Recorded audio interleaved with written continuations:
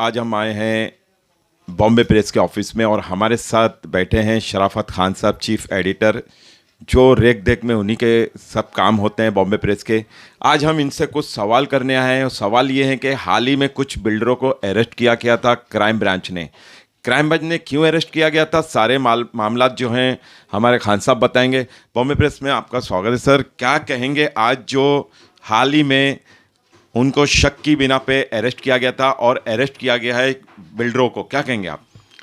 देखिए, ये शक नहीं बल्कि पूरे यकीन के साथ कहा गया है।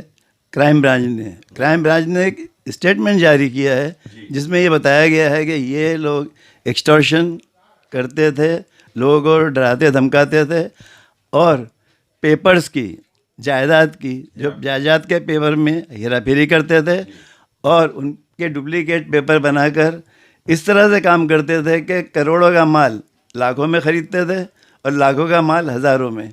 इस तरह से ये तो करोड़पति बनते रहे और दूसरे लोग इनकी वजह से अपने माल से महरूम होते रहे, अपनी जायदाद से महरूम होते रहे।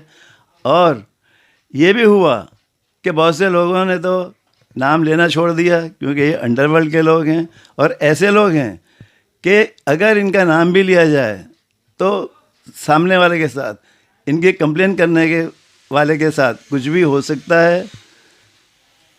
इसी वजह से इनके खिलाफ कोई कंप्लेन करने जाता भी नहीं है और लोग डर के मारे खामोशी से इनके दबाव में आकर सारी चीज़ें कबूल कर लेते हैं। क्या ये क्राइम ब्रांच को पहले नहीं खबर थी कि ये लोग इसी किस्म का काम करते हैं? बिल्कुल खबर थी और क्राइम ब्रांच वक्तन फ़ौक्तन यानी कभी ना कभी किसी ना किसी मामले में इन लोगों को अरेस्ट करती रही है। बहुत सारे ऐसे मामले हैं जो लोगों के सामने आए हैं, हमारे जैसे अखबार वालों के सामने आए हैं और हमने भी उनको एक्सपोज किया है और बताया है। जैसे कि शहज़ादा का मामला है, अगर हम ये देखें तो कितनी बिल्डिंगें हैं जिन पर उनका कब्ज़ा रहा और उन्होंने औने पौने दामों में ख़रीदी। सामने अरब गली के कॉर्नर पर एक बिल्डिंग है जिसका नाम है खोखा वाला बिल्डिंग। उस बिल्डिंग का भी सौदा शहज़ादा ने किया था, उसको ख़रीदा और फिर उसको ऊंचे दामों पर, औने पौने दामों पर ख़रीद कर ऊंचे दामों पर किसी गुजराती को बेच दिया। गुजराती और मारवाड़ी ने वो बिल्डिंग ख़रीदी। इस तरह कमाडीपुरा या बम्बई साउथ में ऐसी बहुत सारी बिल्डिंगें हैं जिसमें शहज़ादा का नाम है। औने पौने दामों ख़रीदने में, एक्सटॉर्शन करने में, मतलब धमकी देने में, और असलम पटनी का भी नाम है। ये लोग वो हैं कि जो इस कदर आगे हैं इस तरह के काम में, क्योंकि अंडरवर्ल्ड तो फेल हो चुका है। लेकिन जब ये जायदाद का मामला आया, इस हफ्ता वसूली का मामला आया, बिल्डर्स का मामला आया, तो इन लोगों ने औने पौने दामों में चीज़ें खरीदी और लखपति से करोड़पति बने। और आज अगर आप मेरी बात माने तो ये लोग अरबोपति हैं। इसमें असलम पटनी हो या HM करोलिया हो या फिर शहज़ादा खान हो। सुना गया HM करोलिया भी वांटेड हैं, क्या कहेंगे इस बारे में? जहाँ तक करोलिया का मामला है, ये एक फाइनेंसर है, ये दादागिरी के मामलों में नहीं है। इसका काम सिर्फ पैसा लगाना है। हाँ, पैसा लगाना है। ये पैसा लगाते हैं और उसके लिए वो जब भी उनको ज़रूरत पड़ती है अंडरवर्ल्ड को, जैसे कि असलम पटनी हुआ या शहज़ादा हुआ, इनको ज़रूरत पड़ती है, वो पैसे लगाते हैं और उन पैसों के ऊपर, उनके बल पर ये लोग बिल्डिंगें, ज़मीन और जायदादें ख़रीदते हैं और फिर उसको या तो वो बनाते हैं, बिल्डर के नाम पर उस बिल्डिंग में दाखिल होते हैं, या फिर मालिक के नाम पर उन बिल्डिंगों में दाखिल होते हैं और फिर डरा धमका कर वहाँ के लोगों को जिस तरह से डील करना होता है उस तरह से डील करते हैं। जो उमर खाड़ी की बिल्डिंग है उसके साथ भी यही हुआ, उनका मतलब भी यही है। उसमें भी फॉर्जरी हुई, जिसके बाद एक फरियादी सामने आया, उसने कंप्लेन किया।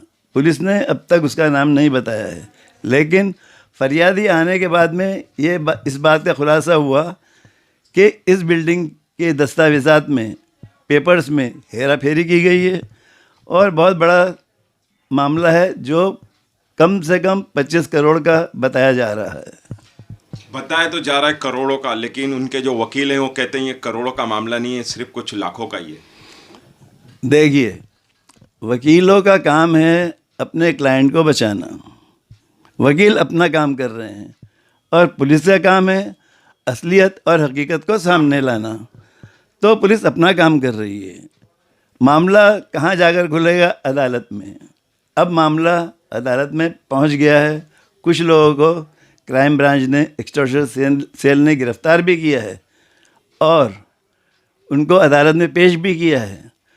और बात यहाँ तक पहुँची कि सलीम फ्रूट, जो कि शकील का बहनोई है, उसको भी जेल से एक्सटॉर्शन सेल लेकर आई है। उसके बयान दर्ज हो रहे हैं, उनसे हकीकत मालूम की जा रही है, और जब हकीकत सामने आएगी तो सारे मामले लोगों के सामने भी आ जाएंगे। आपको लगता है कि इसमें और लोग भी इन्वॉल्व होंगे? ऐसे मामलों में बहुत सारे लोग इन्वॉल्व होते हैं, मुलविस होते हैं, लिप्त होते हैं। इसकी वजह सिर्फ ये होती है कि लोगों को ये भरोसा होता है कि हमारे साथ तो डॉन है, हमारे साथ तो भाई लोग हैं, हमारा कोई क्या बिगाड़ेगा। इसलिए लोग इनको सपोर्ट भी करते हैं और इनसे मिलकर काम करने में अपने आप को या अपने आप के लिए फ़ख्र भी महसूस करते हैं। तो ऐसा ये कब तक चलता रहेगा? देखिए, ये तो ऐसे मामले हैं कि इनको रोकना किसी के बस की बात नहीं है। ये मामले चलते रहेंगे। लोगों की ज़रूरतें सामने होती हैं, लोग अपनी जायदाद, अपनी ज़मीन, अपनी दुकानें बेचनी भी होती हैं, और कुछ लोगों को जायदादें, बिल्डिंग और ज़मीनें ख़रीदने की भी ज़रूरत होती है। तो इस काम को रोका नहीं जा सकता। सिर्फ ये हो सकता है कि कुछ दिनों के लिए इस पर बंदिश लगाई जा सकती है। जब ये इस तरह के केसेस दर्ज होते हैं तो कुछ ना कुछ तो लोगों पे असर होता है और लोग पीछे हटते हैं इस तरह के मामले। आज देखा गया है मुंबई शहर में काफ़ी जगहों पे लोग, जैसे उनके फ्लोर 1, 2 होते हैं, सेकंड फ्लोर होते हैं, उन पे वो माले चढ़ा लेते हैं इनलीगल। उस बारे में क्या कहेंगे आप?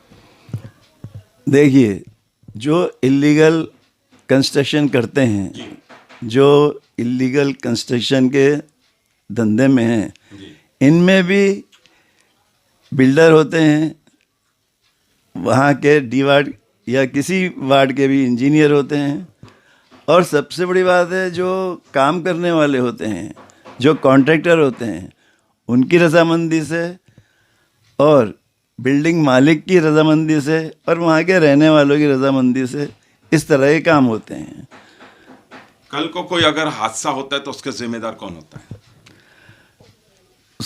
उसकी जिम्मेदारी तो सरासर उन पर जाती है जो बिल्डर हैं और जो इंजीनियर उनको पास करते हैं। दूसरा, उन जगहों के वार्ड ऑफिसर पर भी जाती है जो इस तरह के इलीगल काम को देखते हुए भी अपनी आंखें बंद किए हुए रहते हैं और इस काम को पूरा करने में पूरी मदद करते हैं। तो ये थे हमारे साथ शराफत खान साहब, जिन्होंने कहा कि लोग आंख बंद करके इस तरीके का काम ना करें। आगे भी हम आपको अपडेट देते रहेंगे। बॉम्बे हम एक सवाल और करना चाहेंगे, जो नवाब मलिक हैं उन्हें भी अरेस्ट किया गया था मनी लॉन्ड्रिंग और कई जायदाद के मामलों में। काफ़ी दिनों से वो भी जेल में है और कई बार उनकी जो बेल थी वो रिजेक्ट हो गई। क्या कहेंगे इस बारे में आप? जहाँ तक मंत्री या वज़ीर नवाब मलिक का मामला है, वो भी अगर देखा जाए तो अंडरवर्ल्ड से जुड़ा हुआ है। अगर अंडरवर्ल्ड की बहन या दाऊद भाई की बहन हसीना का नाम ना होता तो शायद उनकी बेल हो गई होती। और सबसे बड़ी बात तो ये है कि ये ज़मीन का जो कंप्लेन है, जो फरियादी है या जो जिसने पुलिस में जाकर नवाब मलिक के ख़िलाफ़ केस दर्ज करवाया है, सरदार खान, उसका सबसे बड़ा रोल इसमें है कि वो किसी भी तरह से नहीं चाहता कि जो ज़मीन उसके किसी रिश्तेदार की है, वो ज़मीन हसीना आपा से होते हुए नवाब मलिक तक पहुँचे। जी मामला वो भी करोड़ों का है, लेकिन उसको भी लाखों का बताकर कोशिश की जा रही थी कि किसी तरह से हल हो जाए, लेकिन सरकार और पुलिस कुछ इस तरह से नवाब मलिक के ख़िलाफ़ तहकीकात कर रही है, और उसकी तहकीकात में इतनी हकीकत तो सामने आई है कि नवाब मलिक कुछ दूध के धुले हुए नहीं हैं, वरना कई बार ज़मानत की अर्ज़ी वो अदालत में दे चुके हैं और खारिज हो गई। हर बार खारिज हुई। खारिज होने की वजह सिर्फ यही है कि उनके पास कोई ऐसी पक्की बात ही नहीं है, जबकि पुलिस के पास उनके ख़िलाफ़ काफ़ी बड़े और पक्के सबूत हैं। और ऐसे सबूत हैं कि पुलिस के होते अब भी उनकी ज़मानत जल्दी से होने की उम्मीद नहीं है, और अगर नवाब मलिक कोशिश करते रहेंगे तब भी मुश्किल है। हालांकि नवाब मलिक को भी इतनी राहत ज़रूर दी गई है कि वो अस्पताल में रहकर अपना इलाज करा सकें। आजकल वो जेल में नहीं बल्कि अस्पताल में अपना इलाज करवा रहे हैं। एक सवाल और था मेरा, हाल ही में संजय राउत साहब जो शिवसेना के हैं, उन्हें भी इसी मनी लॉन्ड्रिंग के मामले में अरेस्ट किया गया था, उन्हें तो बेल मिल गई। देखिए, जहाँ तक संजय राउत का सवाल है, पतरा वाला चाल गोरेगांव, जी उसका मामला बिल्कुल अलग है। उसमें अंडरवर्ल्ड से जुड़ी हुई कोई बात नहीं है। जी ये सबसे बड़ा फेवर जाता है संजय राउत को, सर के पास।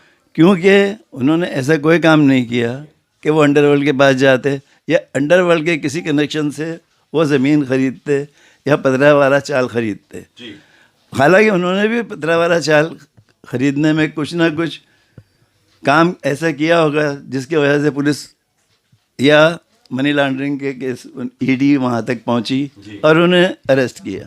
लेकिन देखिए, कहीं ना कहीं तो झोल हुई, कहीं ना कहीं तो मामला ऐसा रहा कि उनकी ज़मानत हो गई। तो ये कमज़ोरी या खामी ईडी की है।